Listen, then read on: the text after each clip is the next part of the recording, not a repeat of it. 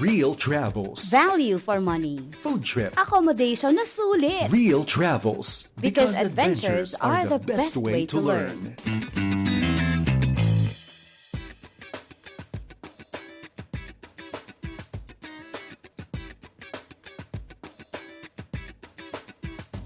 Hey guys, welcome to Real Travels. My name is Shaira de la Peña, your host and travel buddy here in this show, powered by FEBC in collaboration with Shutterlight Digital. So, we're on our 6th episode na in our Vietnam series, and for today's video, I will share to you guys the best coffee places na pwede nyo puntahan sa Vietnam. So, sa mga listeners natin pala, para you can see naman the video of our travel episode here in Real Travels, just go to our Facebook page, 702 DZAS-FEBC Radio.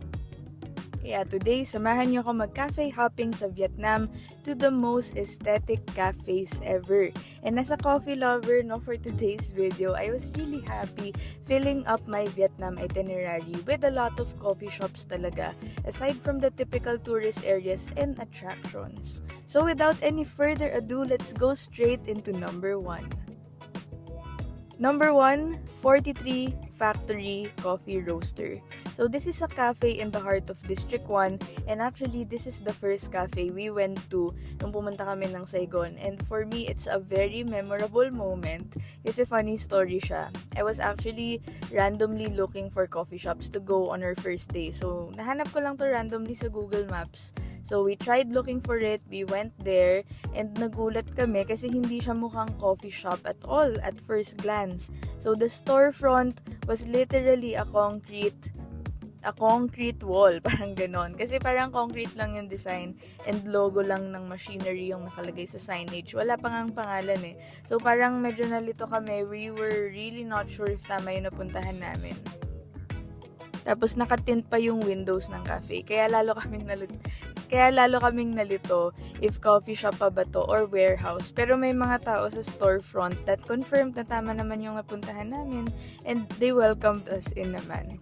So we went inside, and the first thing we saw the floor was a plain room na merong landscape art installation that stretched throughout the whole room. So the walls were black, tas yun lang yung laman ng room, yung art na yun. So it was like entering a museum at first. Like it was so unique. And then we went to the second floor na, tas doon na kami pinapili ng coffee ng barista. So ang galing lang, na-amaze kami. And then he showed us different cards, and sa mga cards na yon, it was showing different coffee beans from different parts of the world, like Europe, Africa, North America. Tas he was really explaining to us the different taste profile of the coffee beans to choose from. Tas ini-explain niya talaga sa amin in detail, like how they are sourced from different farms all over the world. So grabe no, dun ko na-realize na this random cafe that I found is very unique. Like sabi ko, ay iba tong cafe na to. It's like not your typical coffee shop talaga. Kasi parang coffee museum yung datingan niya, or coffee art gallery ang peg. So yun, na-amaze lang talaga ako. And then, I chose the Finca El Lechero coffee bean that's from El Huabo, Peru, after a lot of discussion with the barista on what to try. So, they recommended na I order it na pure filtered coffee lang muna. Like without the milk, without the sugar, para I can really taste daw the coffee itself. That's why para lang siyang juice tingnan if nakikita niyo sa video. Tan yung color ng coffee, parang golden yellow na transparent, and it's super unique kasi hindi siya like your typical coffee bean na lasa. It's actually the first time na nakatikim ako ng coffee na floral and fruity yung taste profile. And this was definitely a memorable cafe experience for me in Saigon. Like, I'd really recommend 43 Factory Coffee Roasters of Vietnam if you're looking for a more in-depth coffee experience. Number 2, The Deck, Saigon. So guys, this is the chillest cafe on the list. Like, the Deck Saigon is located at District 2, which is also known as the Western District. Like sabi nila, it's a quieter district compared to District 1. So this place is actually a restaurant cafe. And what I really like about this place is that it gives you a feeling na nasa vacation ka. So, yun talaga yung vibes niya. Like, you're on vacation, you're just chilling, because the place is literally on the Saigon River. Like riverside siyang restaurant cafe, and there are seats outside na parang deck. Kaya yung pangalan ng cafe is the Deck Saigon. So, may mga seats outside the parang deck and you're dining above the Saigon River. Beside it is a beautiful riverfront view. And it was summer when we went to Saigon. So, feel kong summer talaga when I was there. And super nakaka-relax talaga. And their coffee is actually one of the best cafe sudas I've ever tasted so far in my Vietnam travel. So, we went here for breakfast. And masarap. And quality din yung food nila. We ordered some egg truffle and more eggs, and ang sarap. Like, super busog, and the vibe along with the place is something worth going back to. I'll super recommend here, guys, sa the Deck Saigon if you want a very chill and laid-back place to eat or drink coffee with a riverside view. Number 3, S'mores Saigon. So, this is a coffee chain that's quite famous in Saigon. Kaya there are a couple of branches nito in different districts. So, we went outside and wow guys, alam niyo yung pagpasok mo pa lang, kita mo na this is the place where the millennials and Gen Z work, catch up and chill. Parang gano'n talaga yung vibe. Ang daming tao sa loob. And because the vibe was everything talaga, S'mores Saigon is a very artsy place. Like, the theme of the cafe is very industrial, na parang feeling mo you're in a very artistic warehouse that sells coffee. So, ganon. Tapos, punong-puno lagi ng mga tao sa loob ng cafe. Kahit nga sa labas, ang daming tao. I think it's because it's very accommodating for working people. Kasi may mga wall sockets sila in Wi-Fi. So, plus points din dito yung music na piniplay nila. Mga vintage music yung piniplay nila that I think really blends well with the industrial theme ng cafe.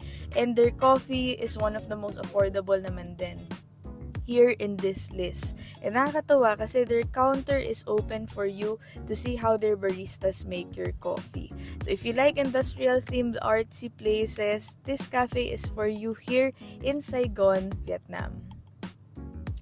Number 4, Coffee. Now, this is a cafe na pwede nyo puntahan after nyo mag-shopping sa Bentan Market in District 1 because it's just literally across the Bentan Market. So, it's a small cafe pero it has a lot of things to offer, not only sa menu nila, but they also sell Vietnamese souvenirs, parang extension din siya ng Bentan Market. And what I like about this is that it's a clean, industrial-themed cafe. Very small yung cafe, but it's really nice because very nice and unique yung interior niya sa loob, and it's very IG-worthy. And there are a lot of mirrors din here. Kaya perfect spot to do your selfies din. Number 5 is Arabica Coffee. So here in Vietnam, there are different Arabica branches around the country naman, but this branch is specifically my favorite. The Arabica Coffee Cafe in the Cafe Apartment in District 1, Vietnam is the best. And the best thing about this cafe is that maganda talaga yung view niya, guys. Since it's located in the Cafe Apartment, what sets it apart from the different branches is may balcony siya. Kaya it was so nice. I'm a simple person. I see a balcony, I like it. So you can see a nice city view, and saktong-sakto kasi we went there, sunset yung time, and ang ganda ng vibes kasi golden hour, tapos ang ganda, ang sarap pa ng coffee. So parang everything talaga, like the vibes are everything. And then I ordered the Spanish latte since I'm a fan of creamy coffee with just the right amount of bitterness. Kaya okay na okay yung coffee sa Arabica because I feel like it fits the type of iced coffee that I like. Tapos plus points then with their overall interior. So if you want na chill cafe na maaliwalas and cozy and clean yung vibes plus a good balcony view, I recommend going here at Arabica Coffee in their branch sa Cafe Apartment. Number 6, Rang Rang Coffee. So this is another pretty industrial themed cafe on the list. And kung kanina may industrial na artsy warehouse yung datingan, tapos yung isa naman, clean industrial yung peg, here at Rang Rang Coffee in District 1 din is an industrial themed cafe na abandoned building turned a peaceful and zen hideout yung peg. So ganon. I hope you're imagining it kasi ang ganda talaga. And their chairs and tables are a mix of steel and concrete, and their walls are red brick walls. Tapos their floor naman, mga small concrete stones yung meron dun sa floor. Like, so it gives it a warehouse vibe talaga. And what gives it a twist is that itong cafe naman na to, may mga plants din siya. Like, kahit indoor yung cafe, they made a space indoors to create a chill outdoor patio. Their coffee was too strong for me, but we also ordered naman a fruit tea. So for me, I like their fruit tea better. Like, it's real fruit and not artificially made. So plus points for them. Number 7 is Cheese Pasture Cafe. If you're a fan of old and mid-century vibes, this cafe is for you. Like, old-fashioned talaga siya na cafe. It's really nice. And this is a really sophisticatedly designed cafe na parang nasa panahon ka pa ni Abraham Lincoln ang peg. So this is a cafe with dark brown wooden walls and floors and yellow lights and vintage interior. And it's also like you're in an old library or a science museum ang peg because of how old-fashioned yung cafe nga is inside. And it's a very IG-worthy cafe. Ang daming tao din dito. Like, punuan din here. Some people are working here. Some are catching up with friends. Many are tourists then wanting to go inside and see the nice cafe here in District 1 lang din. So that's Cheese Pasture Cafe. Number 8 is O Palm Cafe. So we've been to industrial, cozy, chill, and old-looking cafes, but this cafe is on another dimension naman. It's a cafe that makes you feel like you're in a Scandinavian summer. Like, I entered the cafe and sabi ko, wow, hindi pa tapos ang summer. Talaga namang summer na summer ang vibes, ang environment here in this cafe, sa O Palm Cafe. So I entered the cafe nga, no, and it looks very artsy. Yung interior niya and ang ganda ng outdoor seating nila kasi there are palm trees, may mga cactus, there are different types of plants, and the walls are in beige concrete with displays of different types of pottery in earth colors that gives it a very Scandinavian vibe. Very chill. So, since we're filled with too much caffeine, ang dami na namin napuntahan na coffee shops. Medyo nagpa-palpitate na kami. So, I ordered na lang muna an iced fruit drink at baka mag-palpitate tayo ng tuluyan. So, it was okay, to be honest, yung drink. But it's not much my type kasi masyado atang madaming pulp yung version ng drink na na-order ko. But overall, sulit naman yung view and vibe ng cafe. Kaya go here, guys, if you want a different setting ng cafe for a change. Number 9, Blank Lounge Cafe. So, save the best for last, guys. So, here's the last cafe on our list na super the best for me out of all the cafes that I've visited here sa Vietnam. It's the Blank Lounge Cafe located at Landmark 81 Building. The Landmark 81 building is the tallest building in Southeast Asia. So just imagine, this cafe is situated on the 75th and 76th floor in the building. Kaya grabe yung views, guys. From up here, like, it's really magical. It's really wow. Wala akong masabi. Sobrang ganda ng view. Kala mo na sa airplane ka kasi ganun kataas yung yung cafe. So, feeling mo parang nasa airplane o nasa helicopter ka, ganun kataas yung view. And it's really nice, especially when we went here.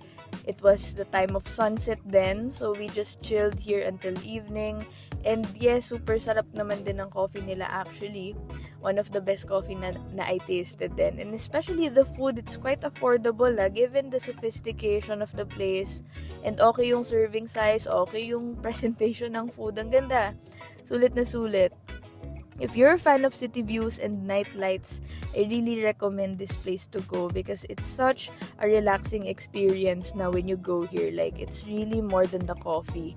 Na parang naging add-on na nga lang yung coffee eh. Parang naging highlight dito sa Blank Lounge Cafe is really the view talaga and the whole environment itself. And it's really, really nice. Wala akong masabi. And yun, it also gives you a panoramic 360-degree city view. Kasi the cafe is the whole floor of the building, tas 2 floors pa siya. So, penthouse yung datingan niya. So, just imagine, high ceiling talaga yung coffee shop kasi 2 floors yung katumbas ng buong cafe with an outdoor seating pa dun sa labas para mas makita mo yung view up high.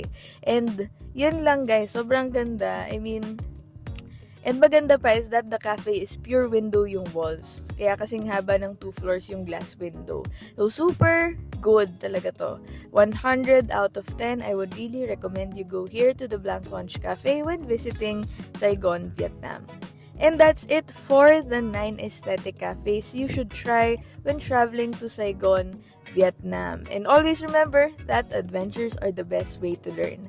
This is Shaira de la Peña, your host and travel buddy here in Real Travels, and see you on the next episode.